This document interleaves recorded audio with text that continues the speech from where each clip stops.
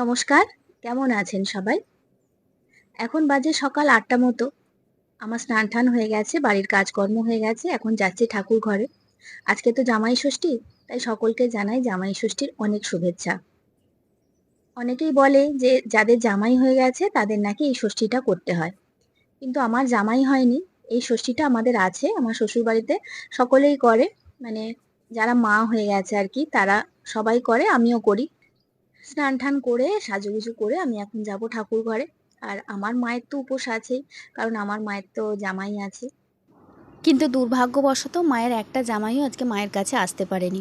কারণ জামাইরাই তো এখন আবার শ্বশুরমশাই হয়ে গেছে, সবাইরই মেয়েদের বিয়ে হয়ে গেছে, যে যার বাড়িতে জামাই ষষ্ঠী করছে, জামাইরা এসেছে। আর রায়বাবুর তো এখনও জামাই হয়নি, সেই জন্য রায়বাবুকে বলেছিল যে তুমি এসো একটুখানি মিষ্টি জল খেয়ে যাবে, কিন্তু রায়বাবু তো ছুটি পায়নি আজকে, ওই জন্য আসতে পারেনি। আর এমনিতেই 6 বছর হলো মা জামাই ষষ্ঠী করে না। এই জামাই ষষ্ঠীর দিনে আমাদের বাড়িতে সবথেকে বেশি আনন্দ হতো এই গ্রামের মধ্যে, সবথেকে বেশি হই হুল্লোড় হতো আজকের দিনে। গতকাল থেকে দিদিরা জামাইবাবুরা সব চলে আসতো। আমাদের বাড়িতে 5টা মেয়ে 5টা জামাই। আবার আমার মানে খুড়তুতো দিদি খুড়তুতো জামাইবাবু আসতো, মানে বাড়িতে মোট 6টা জামাই 6টা মেয়ে, বুঝতেই পারছো। আবার তাদের ছেলেমেয়েরা, মানে পুরো বাড়িটা একদম হৈ হৈ করতো। আর সেইখান থেকে আমাদের বাড়িটাই সবথেকে বেশি নিস্তব্ধ আজকে, কেউ কোথাও নেই। 6 বছর হলো আমাদের বড় জামাইবাবু আর আমাদের মধ্যে নেই, সেই শোক থেকে মা আর করতে পারে না। আর আমরাও মাকে জোর করি না, কারণ আমাদের বড় জামাইবাবু ছিল আমাদের অভিভাবকের মতো। আর জামাইবাবু এই ষষ্ঠীর দিনকে মা যদি নিমন্ত্রণ করতে ভুলেও যেত, যে নিমন্ত্রণ নিত, আর যেখানেই থাকুক না কেন ঠিক ষষ্ঠীর দিনে মায়ের কাছে চলে আসতো। সেখান থেকে আমরা আর পারি না আজকের দিনে আনন্দ করতে জামাইবাবুকে ছেড়ে।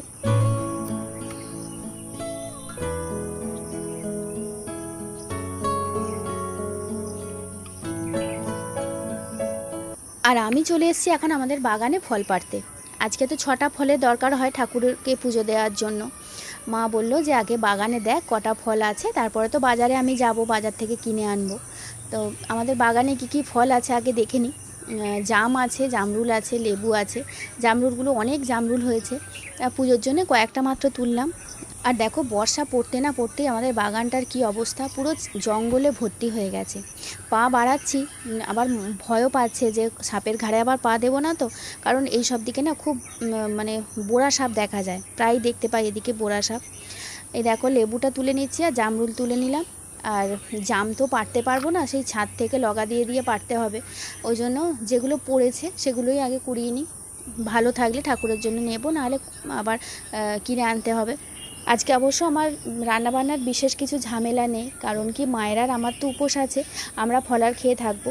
শুধু রাতুল আর রাতুলের ভাইয়ের জন্য একটু কিছু রান্না করে দিলেই হয়ে যাবে। ওদের একটু ডিম আছে, তাহলেই ওদের খাওয়া হয়ে যাবে। আর আমাদের বাড়িতে আজকের দিনে রাঁধুনি বাউন রান্না করতে, জানো, এখন বললে যেন মনে হয় গল্পের মতন শোনাচ্ছে। এই গতকাল, আজ আর আগামীকালের জন্য, এই 3 দিনের জন্য রাঁধুনি বাউন রাখা হতো। কারণ এই গরমে দিদিরা আসবে, আর তারা আসলেই তো আর রান্নাঘরে বসিয়ে দেওয়া যায় না। আর মায়েরা নয়, মানে আমার মা তো জামাইদের যত্ন করতেই ব্যস্ত থাকতো, তাদেরকে ফলার খেতে দেওয়া, তারপরেতে আরও কত কী কাজ থাকতো, সেগুলো দিদিরা মা সামলাতো। সেই জন্য রান্নার দিকে আর যেতে হতো না। আর সেখান থেকে দাঁড়িয়ে আজকে দেখো পুরো হাঁড়ি বন্ধর মতন অবস্থা। জামরুল আর লেবু পেয়েছি, তাহলে আর কি আনবো? কলা আছে আর শসা, কলা আছে আর তরমুজ আছে। কলা নয় কি ওটা, আম আছে আর তরমুজ আছে, তাহলে 3 আর 2 5 রকম হলো। তাহলে কি কি আনবো? আর আমি বোন পড়তে গেছে, আনতে যাব, একবারে নিয়ে চলে আসবো।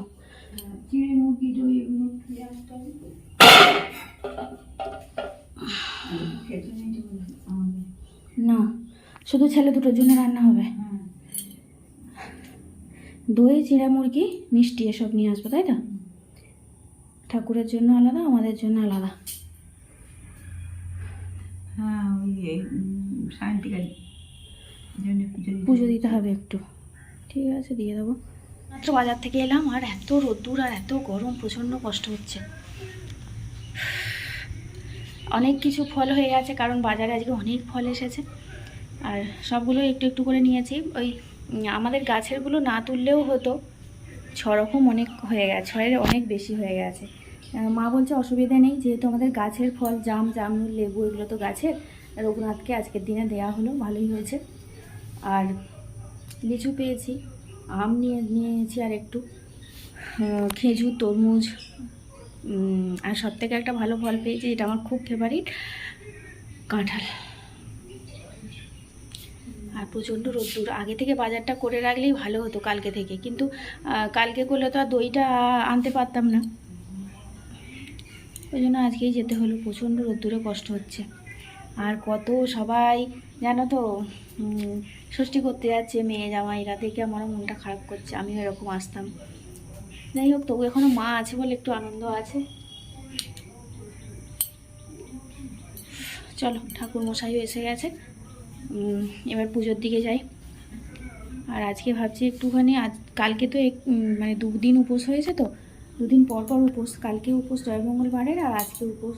বড্ড যেন শরীরটা খারাপ করছে, যেন মনে হচ্ছে হাত পা ঝিমঝিম করছে, এই গরমে কষ্ট হচ্ছে, জল পিপাসা পাচ্ছি, মুখটা শুকিয়ে আঠা আঠা হয়ে যাচ্ছে।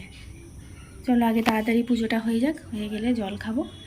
আর আজকে ভাবছি যে একটু মুড়ি তো খেতে আছে, আজকে একটুখানি ডাল সেদ্ধ দিয়ে মুড়ি খেতে ইচ্ছা করছে।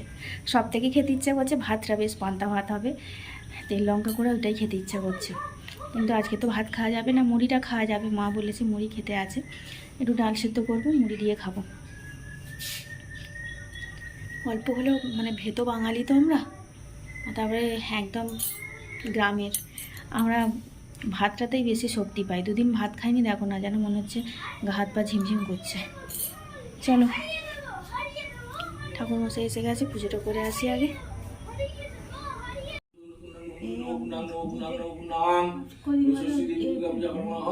দশহরা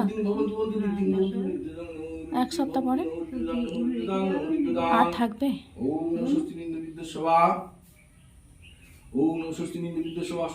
আর ঠাকুর মশাই এখানে ষষ্ঠীর পুজোতে বসে গেছে, আমি একবারটি গিয়ে ভাতটা বসিয়ে দিয়ে আবার চলে এসেছি পুজোর এখানে। আর আজকে সেই সব দিনের কথাও খুব মনে পড়ছে, বাপির কথাও খুব মনে পড়ছে। সব মেয়েরা আসতো বলে বাপি যে 2 হাত ভরে কত খরচা করতো, বাপি আজকের দিনে কোনো কার্পণ্যতা করতো না। আমরা যা চাইতাম বাপি তাই দিত, শাড়ি, জামাইদের জন্য ধুতি, পাঞ্জাবি, সমস্ত কিছু। তবে রায়বাবু যে খুব একটা বেশি দিন ধরে ষষ্ঠীর আনন্দ উপভোগ করতে পেরেছে তা নয়, যেহেতু আমি দিদিদের থেকে অনেকটাই ছোট, আমার বিয়ে হয়েছে অনেক দেরিতে, তো রায়বাবু সেই জন্যেই জামাই ষষ্ঠীটা উপভোগ করতে পেরেছে, হয়তো 7-8 বছর মতন এরকম আনন্দ করতে পেরেছে। তারপরেই তো সব জামাইরাই ব্যস্ত হয়ে পড়তে রইলো, কেউ সকালের দিকে আসতে চাইছে না, কেউ বিকেলের দিকে, আবার কেউ বলছে যে আজকেই আসতে পারবো না, কালকে আসবো, এরম করে করে সবাই ব্যস্ততা দেখাতে যখন শুরু করলো, তখন এমনিতেই একটু ঢিলেমি হয়ে গেছিলো জামাই ষষ্ঠীতে। আর তারপরে তো তোমাদেরকে বললাম একেবারেই বন্ধ হয়ে যাওয়ার কারণটা। আর চোখের সামনে যখন দেখছি যে সবাই যাচ্ছে কি সুন্দর আনন্দ করে জামাই ষষ্ঠীতে মা বাবার কাছে, আমার একটু হলেও মনটা খারাপ করছে। আর শরীরটাও খুব একটা ভালো নেই, পরপর 2 দিন উপোস, তো গতকাল ছিল জয়মঙ্গলবারের উপোস, আবার আজকে ষষ্ঠীর উপোস, 2 দিন ভাত খাইনি, যেন মনে হচ্ছে কতকাল খেতে পাইনি। আর ভেতো বাঙালি তো, সে ভাত, পান্তা ভাত হোক, ফ্যান ভাত হোক, 2টো ভাত হলে যেন শরীরে শক্তিটা পাই। আর ভাত খাইনি, যেন মনে হচ্ছে কিচ্ছু না খেয়ে আছি। আর এমনিতেই জয়রামবাটি থেকে আসার পরে শরীরটা আমার ভালো যাচ্ছে না, শরীরটা খারাপ, তাই তোমাদের রেগুলার ভিডিওও দিতে পারছি না। এই দেখো না, ষষ্ঠীর ভিডিওটা দিতে কতটা দেরি হয়ে গেল। জানি তোমরা কিছু মনে করবে না, তোমরা বুঝবে আমার ব্যাপারটা। বলে গেছে তাহলে থাক, আমি মেজে নেবো বিকালবেলা, আমিই তো মাজবো তাহলে। পুজো হয়ে গেল আমাদের, ষষ্ঠীর পুজো। মায়ের মনটা আজকে একটু খারাপ, আমাদেরও খারাপ, দিদিরা আসলে ভালো লাগতো, তবে মায়ের মনটা খারাপ আমার বড় জামাইবাবুর জন্য। সকালবেলায় আজকে কান্না করছিল, কান্না করাটাই স্বাভাবিক, বড় জামাই বলে কথা। যাই হোক, পুজো হয়ে গেল আমাদের, পুষ্পাঞ্জলি দিলাম, এবার চলো কিছু খাওয়া দাওয়া করা যাক। আর শাড়িটা খুলে নাইটিটা পরি, ওইটা হচ্ছে আমার সবথেকে স্বস্তিদায়ক ড্রেস। বলছি এবার শাড়িটা খুলে নাইটিটা পরি। হ্যাঁ,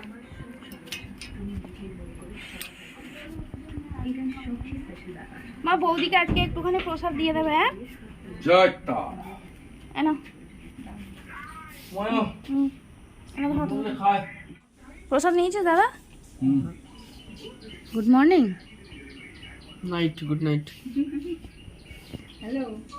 আজকে ষষ্ঠী ঠাকুরের পুজো রে। আমাদের তো আজকে একবার হলেও ফলার খেতে হয়, চিড়ে মুরগি দই কলা এইসব। তা আমরা মানে আমি আর মা খাচ্ছি দেখে আমার রাতুলেরও খেতে ইচ্ছে গেছে।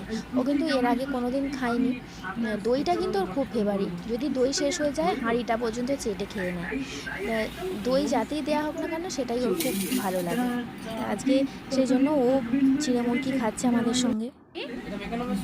হ্যাঁ দেখো এখানে ষষ্ঠী হচ্ছে একজনের, চিড়ে মুরগি ফলার করে কি করে খেতে হয় জানে না, বলছে মেখে নেবো দইয়ের সঙ্গে। কলা এখানে আম আছে, কাঁঠাল আছে, সন্দেশ আছে, সব মাখিয়ে নে। আর তরমুজটা কেটে ফেলেছি, আমি একটু তরমুজটা খেয়ে এখন পেটটা ভরাচ্ছি। গতকাল থেকে সে মিষ্টি জিনিস খেয়ে আসছি, তো কালকেও চিড়ে মুরগি দই কলা সন্দেশ এসব খেয়েছি। আর আজকে উপোস, আজকে আর ভালো লাগছে না, যেন মিষ্টি খেতে, মিষ্টি দেখলেই না যেন গা গুলোচ্ছে। তাই একটুখানি চিড়ে মুরগি খেতে হয়, মা বলছে ওই একটুখানি খাবো। আর এখন আগে তরমুজটা খেয়ে নিচ্ছি। আর একজনকে দেখো কীরকম ওইখানে বসে বসে তরমুজ খাচ্ছে। আর ওকে চেষ্টা করলেও কিন্তু আমি চিড়ে মুরগি খাওয়াতে পারবো না, একটু তরমুজটা পছন্দের, ওই জন্য তরমুজটা একটু খাচ্ছে।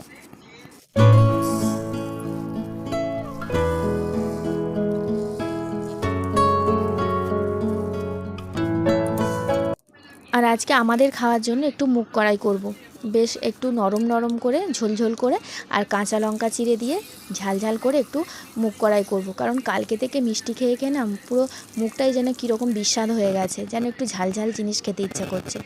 আজকে তো মুড়ি খেতে আছে, কালকে তো জয়মঙ্গলবারে মুড়ি খেতে ছিল না, ওই জন্য শুধুই মাত্র চিড়ে মুরগি খেয়ে থাকতে হয়েছে।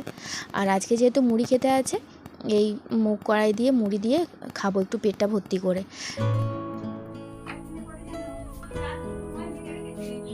চলো তোমাদের সাথে কথা বলতে বলতে আমার মুগ কড়াইটা রেডি হয়ে গেছে, একদম নরম নরম করে সুন্দর করে আর ঝাল ঝাল করে করেছি। খালি যেন আজকে আমার ঝাল খেতে ইচ্ছা করছে। যাই হোক, বুবুনকে ভাত খাইয়ে দিয়েছি, রাতুলও ভাত খেয়ে নিয়েছে, শুধু মা আর আমি খেতে বাকি আছি। আমরা একবার ফলার খেয়েছি, মা বললো ফলার তো খেতেই হয় একটুখানি, ওই জন্য ফলার খেয়েছি। আর এখন একটু পেটটা ভর্তি করে মুড়ি খেতে ইচ্ছা করছে। চলো তাহলে আজকে আমরা মুগ কড়াই দিয়ে মুড়ি খেয়ে নিই, আর আজকে ব্লগটাও এখানেই শেষ করে দিচ্ছি। তোমরা সবাই ভালো থাকবে, আর আশা করি তোমরা ষষ্ঠীর দিনটা খুব ভালো কাটিয়েছো। ভগবানের কাছে প্রার্থনা করি তোমরা সবাই খুব ভালো করে কাটাও আজকের দিনটা, বছর বছর প্রত্যেক বছর খুব আনন্দ করে কাটাও। আর আমরাও যেরকম আছি এরকম যেন থাকতে পারি, এটাই ভগবানের কাছে প্রার্থনা করি। এই আনন্দটুকুনও যেন ভগবান আমার কাছে সারা জীবন রাখে। আর আজকে ব্লগটা আমি এখানেই শেষ করছি। সবাই যারা দেখছো আমার ব্লগ, একটা লাইক দিয়ে যাবে ভালো লাগলে, আর শেয়ার কমেন্টস অবশ্যই করতে ভুলবে না।